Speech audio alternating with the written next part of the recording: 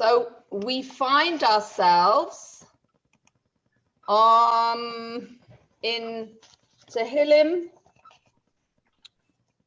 Perek Kuf Daled, chapter 104. And last week we explained that this chapter is connected to Rosh Chodesh because we recite this chapter on Rosh Chodesh. And we got up to verse number 7, Pasuk Zayin. And we are in the process of looking at the wonders of creation. As we go through these Pasukim, as we go through these verses, we are taking a journey and looking at the amazing miracles that we experience on a daily basis, but not necessarily do we always remember are miraculous, because when something becomes commonplace, we can forget its wonder and its miracle. So we're at verse 7, the last verse that we read. Min garascha yunusun, min kol ramcha yechafezun. From your rebuke they fled, from the sound of your thunder they hastened. We're talking about the waters. We're talking about when Hashem created the dry land, separated the dry land from the waters. So first, the psalm talked generally about the creation of the world, the dark and the light, and just generally the world, the earth. And now it becomes more specific. So when Hashem created the world, even though there were mountains and there were meadows and fields, and everything was covered. It was all covered with water. Even the mountains, the highest mountains, were covered with water.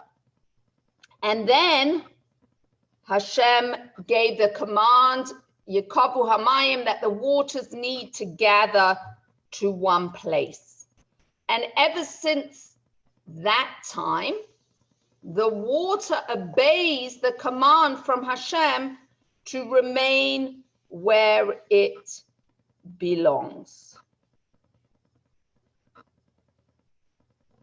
So that's the meaning. From your rebuke they fled, from the sound of your thunder they hastened away. So even though the nature of the water is to wander and to spread itself, but when Hashem said, Yekavu Hamayim, let the waters gather, so the waters obey the command of Hashem.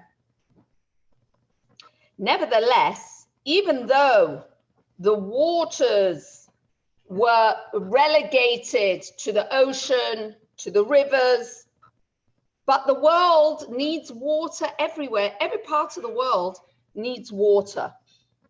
So we see divine providence. We see how Hashem has everything figured out. Pasuk Ches, verse number 8. Ya'alu harim, yerdu b'kos, el mokom zeh yesadet lahem. They ascended mountains. They descended into valleys, to this place which you have founded for them.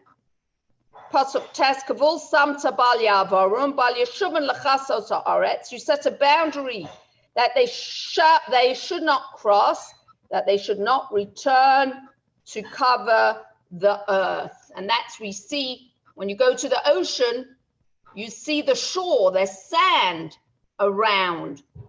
And Hashem says to the water, you cannot cross over. And if you sit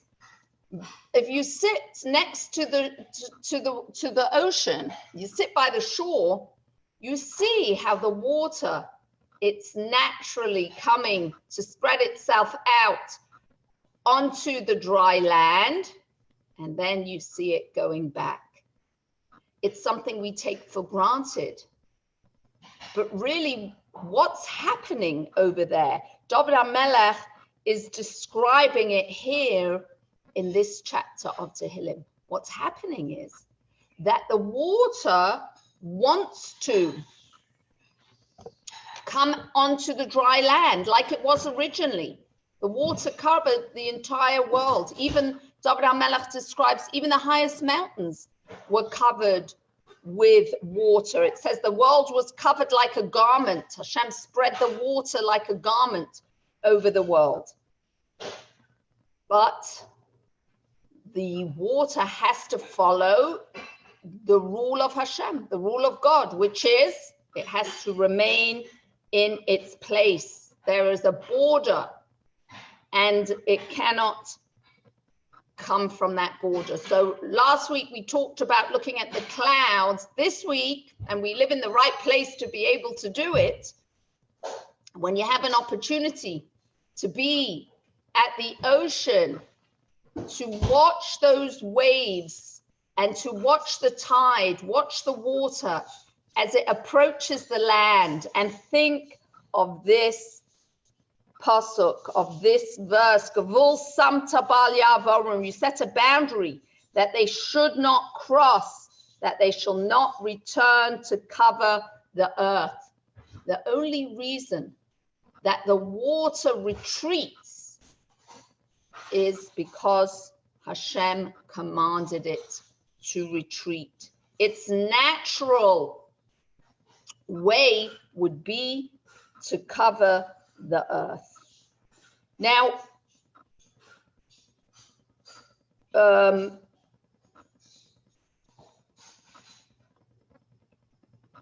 every part of nature needs water. Even things that don't grow need water. If the earth became completely dry, it would crack up, it would crumble. Everything in the world needs water. And we see again the hashgacha process, the divine providence, how Hashem has everything thought about. So on the one hand, the world was filled with water, and we can't live in a world filled with water. So Hashem relegated the waters to specific areas and created boundaries that those waters shouldn't cross. But Hashem also thinks of all the areas that water is needed, which basically is everywhere. So we say here, he sends in verse number 10, he sends the springs into the streams. They go between the mountains. So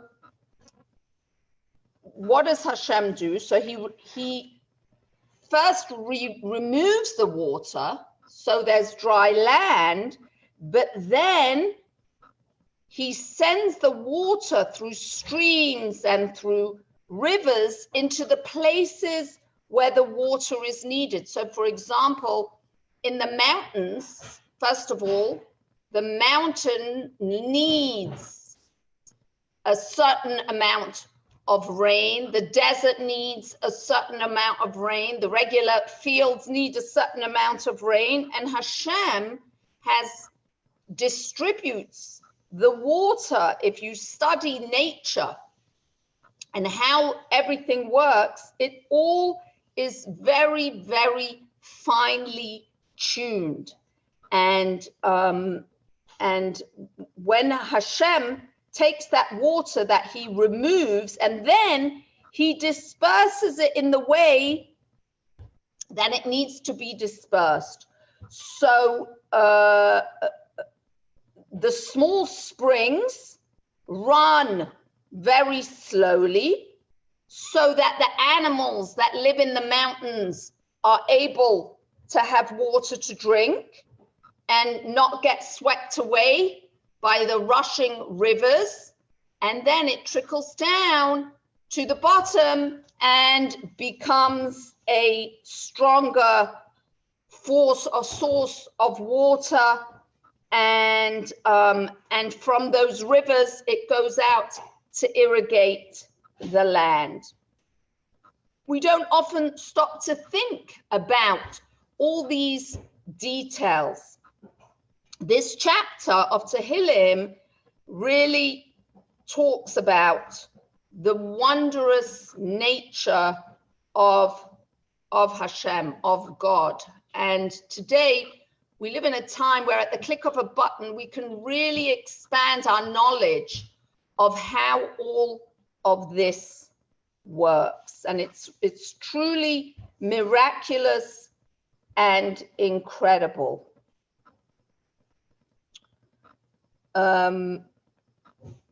Yashku kol chais hasadai, they water every beast of the field. Yisperu paraim tzama'am, the wild donkeys quench their thirst. So the wild donkeys are up in the mountains, and Hashem makes sure that there's water for them there, and Hashem makes sure there's water for the beasts in the field. What about the birds? Pasuk Yud Beis, Aleihem of Hashamayim Yishkan. Besides them, the fowl of the heavens dwell. Mibein Afayim Yitnu Kol. From between the branches, they let out their voices. So besides these springs, because there's water there, the trees grow and there are branches, and the birds are able to sit on those branches and sing. The Me'am Loyes points out that, see, everything in nature is so carefully planned by Hashem. It's one of the best ways of seeing Hashgacha Pratis, of seeing divine providence. The Baal Shem Tov would underline that divine providence, it means that Hashem is involved in every single aspect of life. And that means that where a specific tree grows and how many leaves there are on that tree, and when the wind blows, that causes one of the leaves or many of the leaves to fall, and every single aspect of nature. So the Me'am Loyes points out over here that, you know, when we think about birds sitting on a tree and singing, so very nice. So we think about the fact that the bird has a place to rest and it's sitting on the tree. But actually, Me'am Loyes points out that the wild donkeys, when they hear the birds singing, for them, that's a sign that there's water close by. Because why? Why is that a sign for them that there's water close by? Because that means there's life. That means that the tree is being sustained, and there's a place for the birds to sit. So everything in the world is in existence, and is in existence because Hashem gives it the energy to be in existence. And in addition to that, it has a purpose. Everything is calculated. So there is another explanation about this pasuk Yud Beis, when it says, besides them the fowl of the heavens dwell, from between the branches they let out their voice. The Midrash says that this is referring to a vision that Hashem showed to Avraham Avinu, to Abraham. We know that Abraham Avinu, Abraham our father, had 10 tests during his lifetime. One of those was the Bris Bein Habsarim. It was called the covenant between the portions, that he brought a sacrifice And Hashem showed him a vision. And what was the vision that Hashem showed to him? It was the vision of the journey of his children. And it was the Golus, it was the exile, all the way until the coming of Mashiach. And as we know, because we are already thousands of years into that journey, there were many parts of the journey that for a father to see this is going to be the journey of their children is a very, very difficult thing for a parent to see. There's nothing more that a parent wants than to know that their children are going to be secure and happy and well taken care of and so on. And here in this vision, Avraham Avinu saw many, many difficult things, and yet he remained the servant of Hashem. He remained the chariot of Hashem. He remained the one that his response to Hashem was always, Hineni, I am here. And so the Medrash says that this verse over here, when it says, besides them, the fowl of the heavens dwell, from between the branches, they let out their voice. This is referring to Hashem showing Avraham Avinu a vision of birds of prey descending upon pieces of meat that Hashem had, that he had set out. And what is that symbolism? That is the symbolism of the oppression of Bnei Israel, the subjugation of the Jewish nation under many different nations. But yet, Hashem shows him the complete vision, because the end of the pasuk, it says, from between the branches, they let out their voices. That Hashem shows Avraham Avinu that even though there's going to be times when his children, when his descendants are going to be oppressed, they're going to be subjugated, but they will continue to raise their voices from among the foliage. They will continue to proclaim Hashem's oneness. They will continue to recite the Shema Yisrael consistently. And we know that all of this is true. It is true that Avraham Avinu's descendants have been subjugated under many rulers, and we know that we still continue to sing until today and proclaim the oneness of HaKadosh Baruch Hu, the oneness of Hashem. Pasuk Yud Gimel, Mashke Harim Me'al Yosef, Mipri Ma'asecha Tisba Ha'aretz. He waters the mountains from his upper chambers, from the fruit of your works, the earth is sated. So, what is this talking about? The fruit of your works. We're talking here about the rain. The rain is called the fruit of the clouds.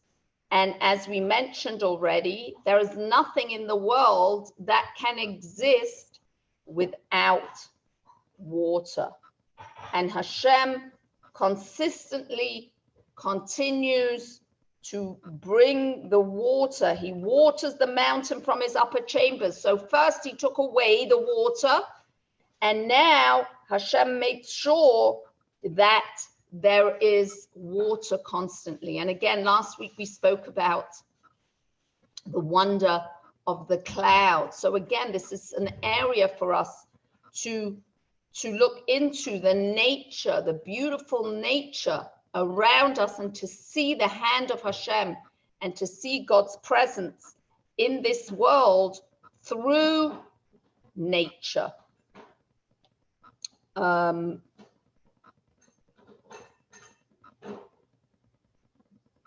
Yud Daled 14.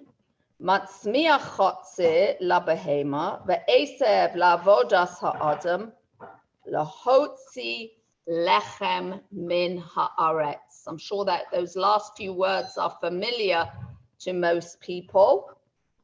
He causes grass to sprout for the animals and vegetation for the work of man to bring forth bread from the earth. So the water that Hashem brings into the world causes that the food for the animals grow, and that vegetation can grow without the input of man. So even in places that are uninhabited by human beings, there will be food for the wildlife. But since the sin, the very first sin in the Gan Eden, in the Garden of Eden, Hashem said, by the sweat of your brow, you shall eat bread. So the way it works is that we have to put in effort to bring forth bread from the earth. Now, bringing forth bread from the earth, as much effort as we will put in, it cannot produce without Hashem's miraculous input. So there is no bread without, just as for the animals, the same thing. Animals also wouldn't have anything to eat. Would Hashem not water the earth and cause the produce to grow? The difference is that they do not need to put any effort in.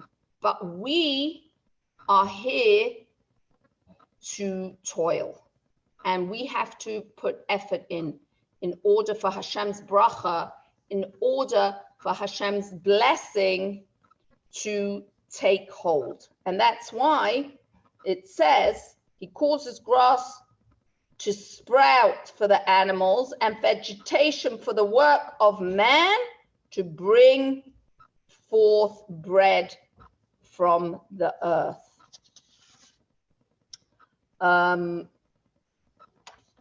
Now, this bracha, this blessing, which the last few words, lahotzi lechem min haaretz, which you may recognize, that is the blessing that we make on bread.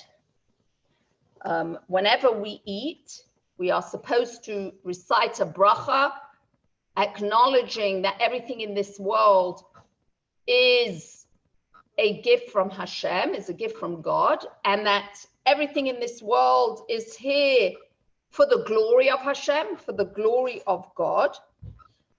But bread has something very special. Actually, not just bread, but if you're going to look into the next pasuk, in the next verse as well, Tes Vav, V'yayin Yisamach Levav Enosh, Lahatzil Ponim Mishaman, V'lechem Levav Enosh Yisad.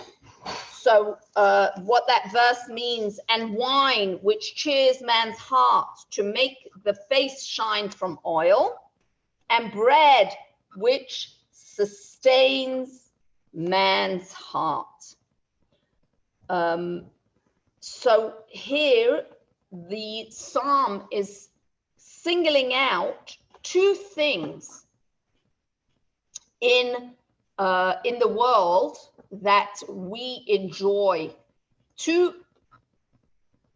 areas of produce that we enjoy, and we know that these two things, wine and bread, are superior and are different and are special. And that's why when we make brachas, when we make blessings, generally speaking, all the fruits of the tree have a specific bracha.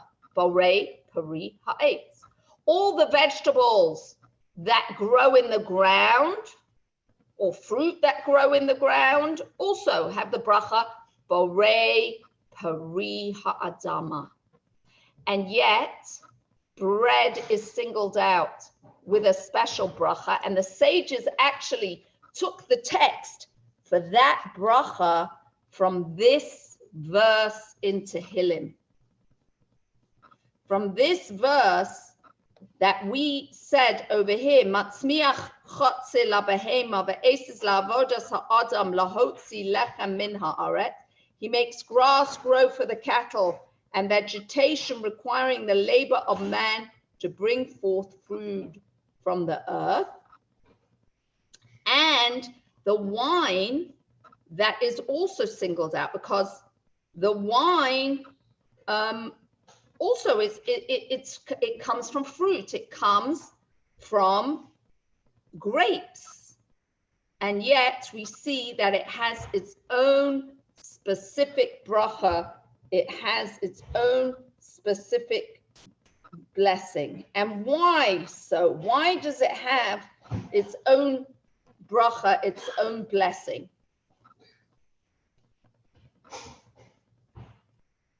It's interesting, actually, just to point out as well, if you look at Pasuk Yud Daled, which is the verse that the sages founded this special bracha on bread, there are 1, 2, 3, 4, 5, 6, 7, 8, 9, 10 words, just like when you say the bracha on the bread, there are 10 words. But there's something very important that we're going to learn now about this bracha, and there's a special law when reciting the bracha. Generally speaking, if you look at all the brachas, all the blessings that we make, the sages were very careful not to put two words together where the last letter of one word and the first letter of its adjoining word are the same. Whereas if you look at the bracha for bread, and we can see it in this verse over here, the bracha for bread is the end of the bracha, hamotzi lechem min haaretz. So if you look at the words lechem, which means bread, hamotzi lechem, who brings forth bread, min haaretz, from the earth. So lechem ends with the letter mem, and min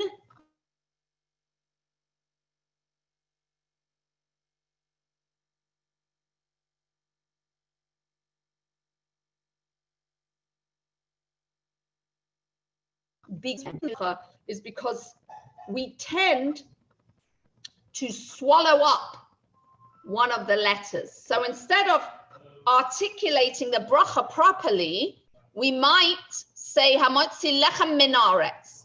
Now we haven't completed, well, we're not sure. Which word have we not completed? Did we not complete the word lechem, bread, or did we not complete the word min? So we need to realize this when we say this bracha, and to be very careful to articulate both letters. So when we say the bracha, hamotzi lechem, we should pause, lechem, make sure we've said the mem for lechem, bread, and then min, haaretz, from the earth. So we don't swallow up that extra letter. So why did the sages do that in this case? Because they felt that the source of the bracha in this verse from David HaMelech, from King David, was so holy and so powerful that it overrode that concern. But it's something that we should be very, very careful that when we say the bracha, we should make sure to articulate both of those, both of those letters, the two mem. So hamotzi lechem min haaretz. It's something we can think about as we make our bracha for the bread, and also something that, while we're on the topic of bread, it says that when we make the bracha over bread, we should hold the bread with all of our, so when we're making the bracha, with all of our 10 fingers, with both of our hands. So normally when we make a bracha on food, we should hold the food in our right hand and recite the bracha. But with bread, it's preferable to put both hands onto the bread, all 10 fingers. Why? Because the number 10 has a very special significance when it comes to bread. And what's that significance? By the way, there are 10 words in the bracha as well. Baruch atah Hashem Elokeinu melech ha'olam hamotzi lechem min haaretz. 10 as well. The number 10 is because there are 10 mitzvahs. There are 10 commandments that apply to the production of bread. It's very interesting. Again, hashgacha pratis, divine providence. As we learn Torah and we see this concept of Hashem echad, Hashem is one, there is nothing arbitrary. Everything is connected. I'll run through the 10 mitzvahs connected to the production of bread, even though we're not going to get into all of these mitzvahs. But really, why I'm stopping to do that is because I feel that this whole chapter of Tehillim really is about the grandness of creation and how everything is so connected and everything from God is so expanded. So what are the 10 mitzvahs connected to the production of bread? The first one is that it's forbidden to use 2 different types of animals to pull the same plow. So if we're using an ox and we need 2, we have to use 2 oxen. We can't use an ox and a tiger. Second is the prohibition on mixing seeds. The farmer must leave certain types of produce for the poor, the individual stalks of the harvest that have fallen, the forgotten stalks, and also a portion of the corner of the field. So that's 5. The farmer must also bring the first of his produce as bikurim to the temple. That's 6. 7, he has to give a portion of his produce as a teruma, as a gift to the priest. 8, he has to give a tenth to the Levite. 9, he has to set aside a tenth to be eaten in Jerusalem. And 10, to give a portion of the dough as challah to a priest, which, even though we don't have a lot of these mitzvahs today, but these are mitzvahs associated with produce. And the last mitzvah that we mentioned, which is giving a portion of the dough as challah to the priest, is reminiscent. We still do the mitzvah of taking a portion of the dough, even though we cannot bring it to the priest. And that's why we burn this piece of dough. But it's a very important mitzvah because it reminds us that everything we have is a gift from Hashem, is a gift from God. We don't take anything for for granted. So, and we see really that our avoda, our service to Hashem, this concept of by the sweat of your brow you shall eat bread, rather than it being a punishment, it is a constant reminder to us that everything that we have and everything that we are is a gift, a precious gift from HaKadosh Baruch Hu, from God. So let's look at this verse 15. In verse 15, we said, V'yayin yesamach levav enosh, lahatzo ponim mishaman, v'lechem levav enosh yesod. And wine, which cheers man's heart to make the face shine from oil, or more than oil, and bread which sustains man's heart. So the rain produces many, many things, but we've underlined two things over here. One of them is bread, and one of them is wine. So what's special about wine? And we said already that is special. That's why it has its own bracha. Borei Peri Hagafen. So David HaMelech mentions over here, Yayin Yesamach Lev, that wine cheers the man's heart. That's number one. And number two, it brightens the face more than oil. So that's why, because wine is so special, because it gladdens the heart, that's why we begin every Shabbos, every Yom Tov, many special occasions like a bris, with wine, because wine has this very special quality. Now, if you look also, it's interesting that over here there's a connection between the wine and the bread. And this, the sages say, is reminiscent, reminds us of how we conduct ourselves on Shabbos and Yom Tov, that we start first with the wine, and then we go on to the bread. We make the bracha on the bread. Now, Chassidus explains, V'yayin yesamach levav enosh, that wine gladdens the man's heart.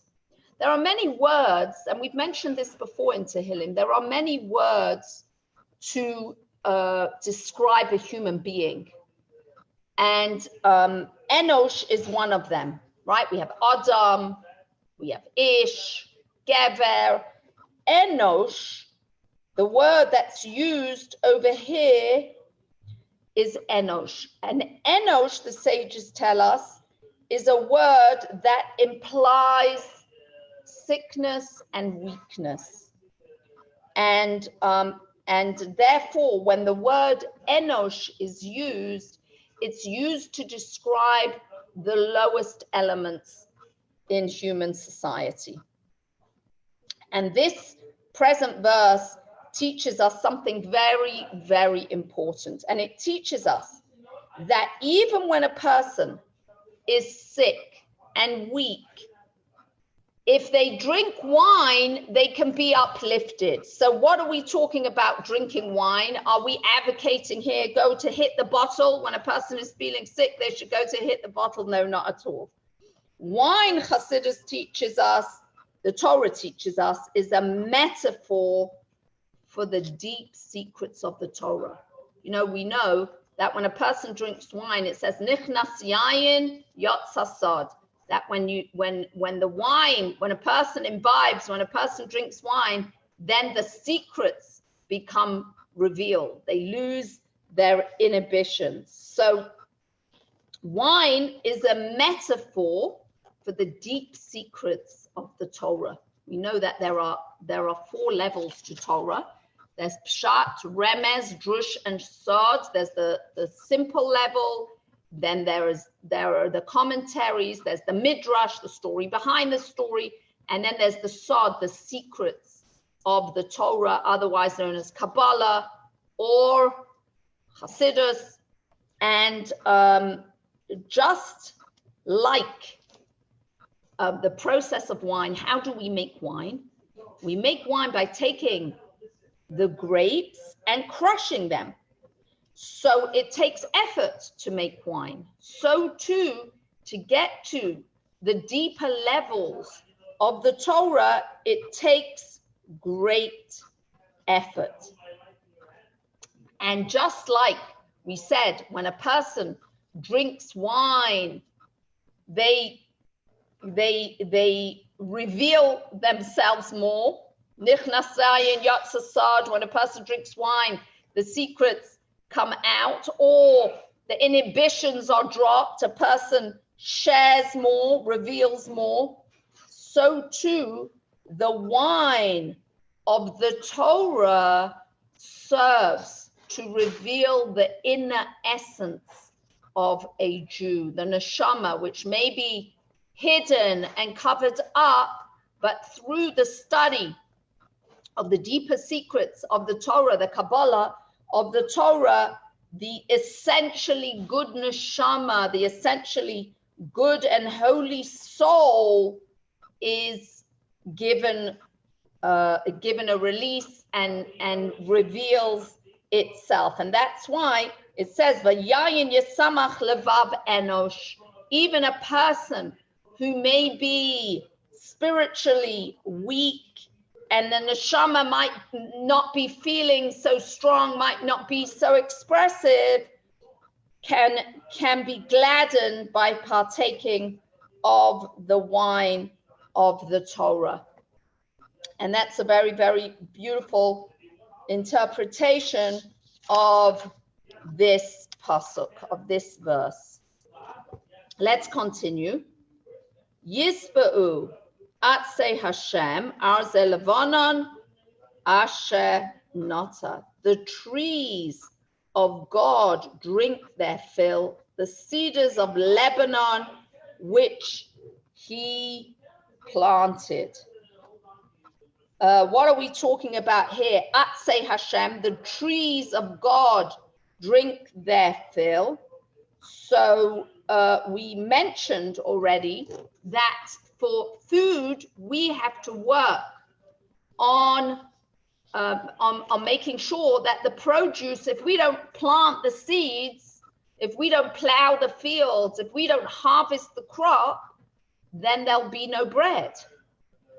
At the same time, we have to always remember that it's not because of our work that the bread grows. And that's why we have the mitzvah of Shemitah. Every 7 years, the land has to rest. On the other hand, there are parts of nature and growth that takes place without any of our effort. And that is referred to here by David HaMelech as Atzei Hashem, the trees of Hashem, the trees of God. Those are the trees that grow without any human assistance, and therefore they're referred to as Atzei Hashem, the trees of Hashem. Some say that this refers to the trees in Gan Eden, the trees in the Garden of Eden. And why specifically are the cedar trees singled out? And that's because they are larger than most other trees. And therefore, it's underlining this miracle that even though there are elements of life that we have to do our part to make them grow, there is so much out there that is growing without our effort. And it's important for us to really correlate the two, to realize that just as the cedars are growing without our input, why? Because they are Atzei Hashem, they are the trees of Hashem, so too the produce that we are growing it's growing only because Hashem is filling our effort. It's very important for us to realize this, that it's not because of our hard work. That is the system Hashem has put into place. And Hashem says, yes, I want you to put in the effort, and you need to by the sweat of your brow, you shall eat bread. But we have to realize, as we're going through this chapter of Tehillim, nothing exists in this world without Hashem's constant recreation, that he's keeping creation in existence. Pasuk Yud Zayin, Asher Sham Siparim Yekanenu. So we're talking about the cedars of Lebanon, where the birds nest, Chasida Baroshim Besa, and the stalk, the high junipers are its home. So the bird's nest, Rashi says, Israel will dwell there, is an expression, Yekanenu is an expression of the bird's nest. So we look at the trees, first of all, and we see that the trees have many, many uses. We could spend an entire hour or more talking about what a tree gives to this world on a physical level. What does a tree give to this world? And even when thinking of things that the tree is used for, when we take the tree down, but the tree growing is also very, very important. And even a tree that doesn't bear any fruit is an important part of nature. And the example David HaMelech is giving over here is the cedar tree, because in this tree, the birds come to rest because they're very, very tall. So as they're flying, they land and take rest on this tree.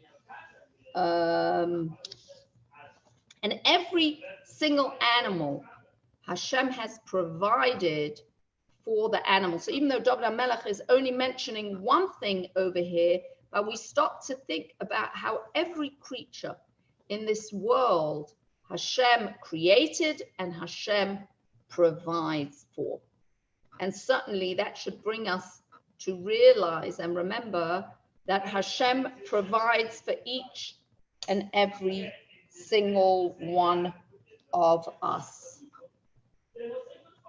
And this brings us to, we do Pasuk Yud Ches, Horim Hagavoim Layaelim, the lofty mountains for the ibexes, Salai Machasa Lashfanim, the rocks, a shelter for the hyraxes. And you just think about the different places. Rashi said, the lofty mountains he created for the ibexes, the rocks for a shelter for the hyrax. Every expression of machaseh is an expression of a shadow and a hiding place where a person covers himself from flood and from rain. Hashem has thought of every single thing that we may need. The Me'am Lois brings the Zohar and says, if the high mountains were created in this world on account of the wild goats, and the rocks were created for no other reason than the rock badgers, do not therefore be amazed that the world was created on account of Abraham, who fulfilled the entire Torah. So if you think about nature and you think about how Hashem has provided for every single element of nature, it's an incredible thing to study and to look at, because it helps us to understand the greatness of HaKadosh Baruch Hu, the greatness of God, and particularly the concept of HaKadosh Baruch Hu's divine providence, and to internalize this thought of how Hashem has created an entire world so that the Torah can be fulfilled. In Mitzvah Hashem, we're coming in Pasuk Yud Tes, Asa Yoreach Lamoadim Shemesh Yadam Avo. Now we'll see the connection to Rosh Chodesh, who appointed the moon for season, the sun knows its setting. So as we're going along in the days of creation, we're coming now to day number 4.